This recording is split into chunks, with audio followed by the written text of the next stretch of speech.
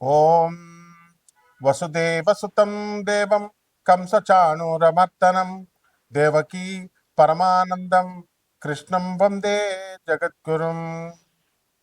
ఓం నమో భగవతే వాసుదేవాయ. శ్రీ రాధాకృష్ణాభ్యాం నమః.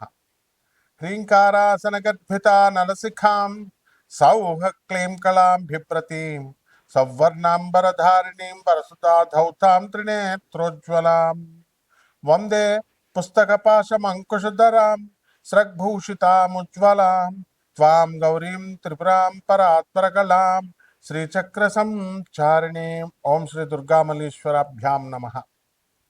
మనకి సెప్టెంబర్ నెల 2025 సంవత్సరంలో అసలు గ్రహస్థితులు ఏ విధంగా ఉన్నాయో మనం మొట్టమొదటగా చూద్దాం.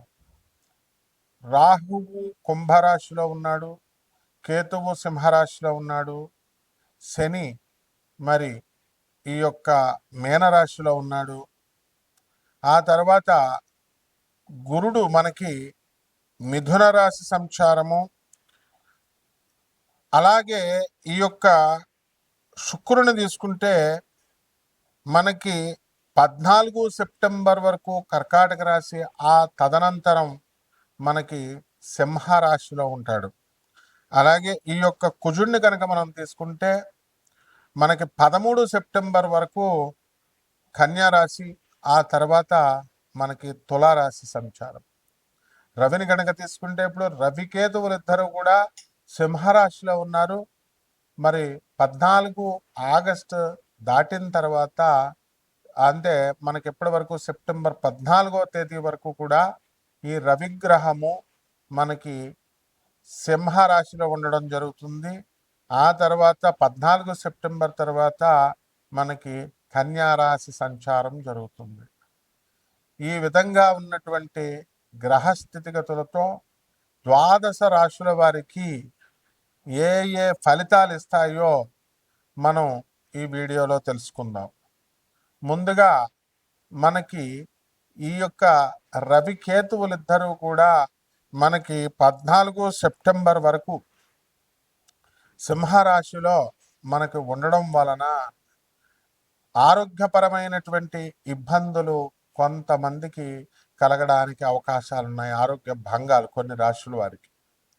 అలాగే కొన్ని రాశుల వారికి దీర్ఘకాలిక వ్యాధులన్నీ కూడా బయటపడడము, మెడికేషన్ చేసుకోవడం ద్వారా మరి చక్కటి వ్యాధి నిర్ధారణ అనేటటువంటిది జరిగి క్రానిక్ డిజీజెస్ అన్నీ కూడా తగ్గిపోవడం అనేటటువంటిది జరుగుతుంది.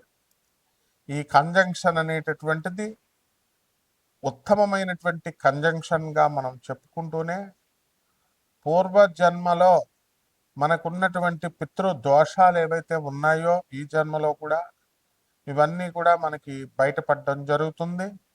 తద్వారా మనము అనాథ పిల్లలకి, ఆ తర్వాత సాధువులకి మనమందరం కూడా ధన సహాయం చేయడం ద్వారా ఈ యొక్క పితృదోషాలు తీరిపోతాయి. అలాగే ఈ యొక్క జగద్గురువు అయినటువంటి ఆనందమూర్తి ఆ శంభాల గ్రామానికి ఆయన ఫస్ట్ ల్యాండ్స్కేప్గా పుందాగ్ అనేటటువంటి ప్లేస్ని, మరి అలాగే ఇది లాస్ట్ ల్యాండ్స్కేప్ శంభాల నగరం కలియుగాంతం అయిన తర్వాత దీన్ని చక్కగా NGRI national geological research institute కూడా కన్ఫర్మ్ చేయడం అనేటటువంటిది జరిగింది. కాబట్టి ఈ పితృదోషాలకి ఏకైక మార్గంగా పెద్దవాళ్ళ సేవ, అనాథల సేవ, వికలాంగుల సేవ, అలాగే సాధు సత్పురుషుల యొక్క సేవ అనేటటువంటిది నిర్దేశించడం జరిగింది. ఇకపోతే మనకి బుధుడు కుజుడు ఇద్దరూ కలిసి కంజంక్షన్ అనేటటువంటిది కన్యా రాశిలో మనకి 13 సెప్టెంబర్ వరకు జరిగింది. దీనివలన చాలామంది రాశుల వారికి మోకాళ్ళ నొప్పులు, ఆ తర్వాత మోకాళ్ళల్లో గుంజు ఆర్థో ఎరిథ్రైటిస్ ప్రాబ్లంతో వీళ్ళందరూ కూడా ఉండడం జరుగుతుంది. కొన్ని రాశుల వారికి భయంకరంగా నడవలేకపోవడముగా అంతగా బాధించడం అనేటటువంటిది జరుగుతుంది. అంతేకాదు నరాలలో బ్లడ్ ఫ్లో తక్కువై మరి హార్ట్ ఫెయిల్యూర్సు, ఆ తర్వాత హార్ట్ అరెస్టులు ఇలాంటివి జరగడానికి కూడా అవకాశాలు కొన్ని రాశుల వారికి ఉన్నాయి. దీనికి భయపడాల్సినటువంటి అవసరం లేదు. ఏకైక రెమెడీ ఏమిటంటే మనము మెడికేషన్ చేసుకుంటూనే మరి ఈ అనాథ పిల్లలు సాధు పురుషుల యొక్క వాళ్ళకి ధన సహాయాలు చేసినట్లయితే వాళ్ళ యొక్క జగద్గురువులైనటువంటి ప్రభాత్ రంజన్ సర్కార్ ఆనందమూర్తి గారి యొక్క ఆశీర్వాదం వలన తప్పకుండా మనము ఈ యొక్క సమస్యల్ని నుంచి మనం బయటపడతాం. అదేవిధంగా ఈ యొక్క శుక్ర కుజులు ఇద్దరు కూడా చాలా కాలంగా ఉన్నారు. ఆ శుక్రుడు ఇప్పుడు మనకి సింహరాశి ప్రవేశం 14 సెప్టెంబర్ దాటిన తర్వాత స్త్రీల నుండి అనేకమైనటువంటి వ్యతిరేకతలు, ఆ తర్వాత స్త్రీల నుంచి అనేకమైనటువంటి సమస్యలు కొన్ని రాశుల వారికి రావడానికి అవకాశాలు ఉన్నాయి. కాబట్టి మనందరం కూడా ఇటువంటి విషయాలకి భయపడకుండా ఆధ్యాత్మిక సాధన చేయాలి. జగద్గురువుల యొక్క సాధన అనేటటువంటిది, ఆయన యొక్క ఆశీర్వాదం అనేటటువంటిది చాలా అవసరం. జగద్గురువులైనటువంటి ఆదిశంకరాచార్యుల వారి ఆశీర్వాదం చాలా అవసరం. మన వ్యక్తిగతమైనటువంటి సమస్యలు చాలా ఉన్నాయి.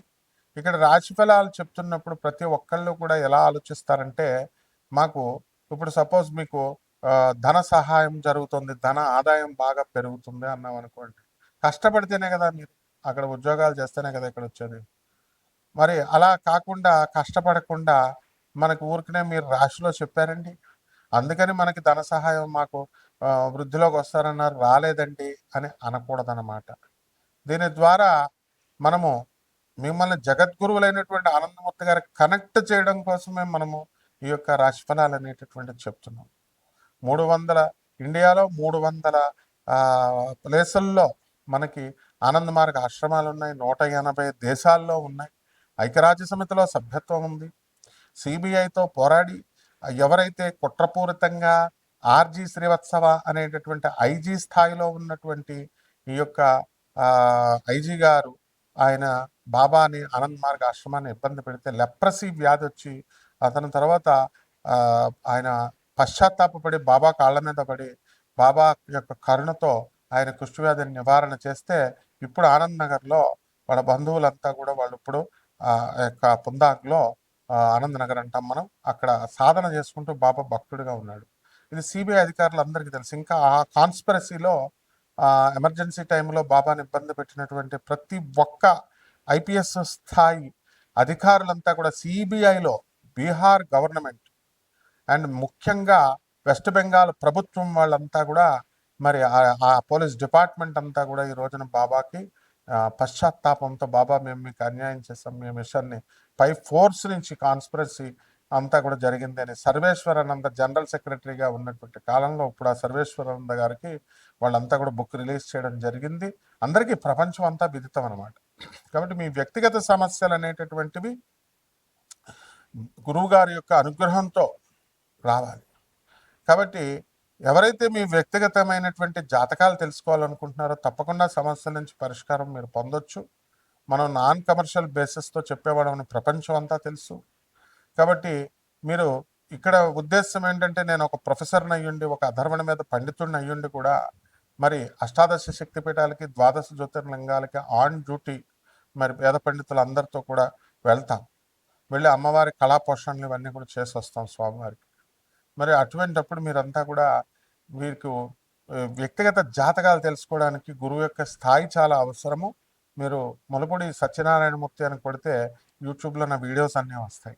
కేవలం ఒక్క వీడియో చూసినంత మాత్రాన ఒక గురువు యొక్క ఇది మనకు అర్థం కాదు. కాబట్టి మీరందరూ వ్యక్తిగత జాతకాలు కావాలని కోరుకునేటటువంటి వాళ్ళు మా యుఎస్ఏ నెంబర్ తర్వాత ఇండియా నెంబర్ అంతా కూడా స్క్రీన్ మీద పెట్టడం జరిగింది. అటువంటి వారికి నిజంగా అవసరం ఉన్నటువంటి వాళ్ళు మాత్రం మమ్మల్ని సంప్రదించవచ్చు. తప్పకుండా మేము సేవ చేయడానికి మేము రెడీ అనమాట. ఇక 12 రాశుల వారికి ఈ యొక్క సెప్టెంబర్ నెలలో రాశిఫలాలు ఎలా ఉన్నాయో మనం సూచనప్రాయంగా స్కెలిటన్ ఐడియా మీకు ఇస్తాను. వ్యక్తిగత జాతకాలు తప్పకుండా కొంచెం లేట్ అయినా కూడా మీ అందరికీ కూడా ప్రతి ఒక్కళ్ళకి వచ్చిన ఫోన్ వచ్చిన ప్రతి ఒక్కళ్ళకి మేము చెప్తాం అన్నమాట. చూడండి ఒక్కొక్క రాశి వారికి ఏ విధంగా ఉంటుందో మనం చూద్దాం. తులారాశి, ఈ తులారాశి వారికి అందరికీ కూడా మనకి 13 సెప్టెంబర్ తర్వాత జన్మనంలోకి రావడం జరుగుతుంది. ప్రేమ వివాహాలు ఫలించడానికి అవకాశాలు ఉన్నాయి. తర్వాత పిల్లలు లేనటువంటి వాళ్ళకి పిల్లలు రావడానికి అవకాశాలు ఉన్నాయి. ఇల్లు స్థలాలు లేనటువంటి వాళ్ళకి కొంటారు. మరి ఈ యొక్క నోటి దురుస్తనం వల్ల కానీ, ఓవర్ ఎక్సైట్మెంట్ వల్ల కానీ నరాల వీక్నెస్ వచ్చేయడానికి అవకాశాలు ఉన్నాయి. అవతల వాళ్ళతో మీరు unnecessary matters, over thinking, over analysis చేయడం ద్వారా వాళ్ళ యొక్క క్రోధానికి మీరు గురవడానికి అవకాశాలు ఉంటాయి. కాబట్టి ఇతరుల యొక్క వివరాల జోలికి వెళ్ళొద్దు. మీ యొక్క జాగ్రత్తగా మీ గొడవలు మీరు చూసుకోండి. ఇక కోర్టు కేసుల్లో ఉన్నటువంటి వాళ్ళంతా కూడా మీకు అనుకూలమైనటువంటి తీర్పులు రావడం జరుగుతుంది. ఇకపోతే ఈ యొక్క రాశి వారికి అందరికీ కూడా ఆదాయాలు బ్రహ్మాండంగా ఉంటాయి. లాభంలో ఉన్నటువంటి ఈ యొక్క శుక్రగ్రహం మనకి 14 సెప్టెంబర్ తర్వాత అనేకమైనటువంటి లాభాలు మీకు ఇస్తుంది.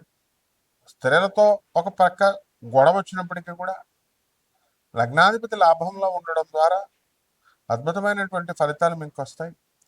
వివాహం కానటువంటి వాళ్ళందరికీ కూడా వివాహాలు అవుతాయి. కాబట్టి ఈ రకంగా మనకి రైతులు కూడా బ్రహ్మాండంగా బాగుపడటం అనేటటువంటిది జరుగుతుంది. కాకపోతే వీళ్ళ సంపాదన అనేటటువంటిది మొత్తం ఖర్చు అయిపోతూ ఉంటుంది. మంచి ఆరోగ్యకరమైనటువంటి అలవాట్లు ఇవన్నీ కూడా రావడం జరుగుతుంది.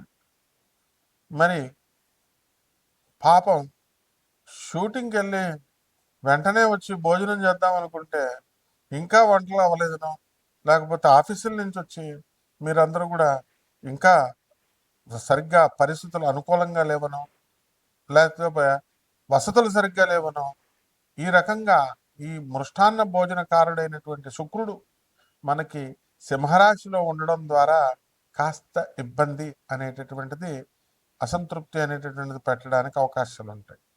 కాస్త స్త్రీల వలన ఇబ్బందులు ఉన్నప్పటికీ కూడా, భార్య సాధిస్తున్నప్పటికీ కూడా, శుక్రుడు సింహరాశిలో ఉంటే శత్రువు అనమాట. అందువలన శత్రు ఫలితాలు ఇస్తాడు. అయితే అది లగ్నాధిపతి కాబట్టి నో ప్రాబ్లం, కాస్త హ్యాపీనెస్, కాస్త ఇబ్బంది. కాబట్టి ఈ యొక్క పిల్లలు మాత్రం మిమ్మల్ని ఏడిపించుకు తినేయడం జరుగుతుంది. రాహువు పంచమ స్థానంలో ఉండడం ద్వారా చాలా ఇబ్బంది పెడతారు. అనేకమైనటువంటి తలపోట్లు. చిన్నపిల్లలు ఉన్నటువంటి వాళ్ళు రాత్రి తెల్లవారుజాము 3 గంటల దాకా మిమ్మల్ని పడుకోకుండా పిల్లలు మిమ్మల్ని గోల పెట్టడం, మీకు నిద్ర లేకపోవడం, ఇలా ఒక రకమైనటువంటి సమస్యలు ఇవన్నీ కూడా వస్తూ ఉంటాయి. వాటి పరిహారాలు ఏం చేసుకోవాలండి తులారాశి వాళ్ళు అంటే, రాహుజపం చేసుకోండి, రాహు స్తోత్రాలు చదవండి, రాహు కిలంపావు మినుముల్ని ఆవుపేడ రంగు ఉన్నటువంటి వస్తువులనిచ్చి, వస్త్రాలనిచ్చి, పేద బ్రాహ్మణులకి శనివారం నాడు ఉదయం 8 గంటలకు దానం చేసుకోండి. దుర్గాదేవి యొక్క మంత్రాన్ని జపించుకోండి, పూజలు చేసుకోండి, హోమాలు, మంత్ర జపాలు ఇవన్నీ కూడా చేసుకోవడం ద్వారా అద్భుతాలు జరుగుతాయి. మీకు శుభమస్తు.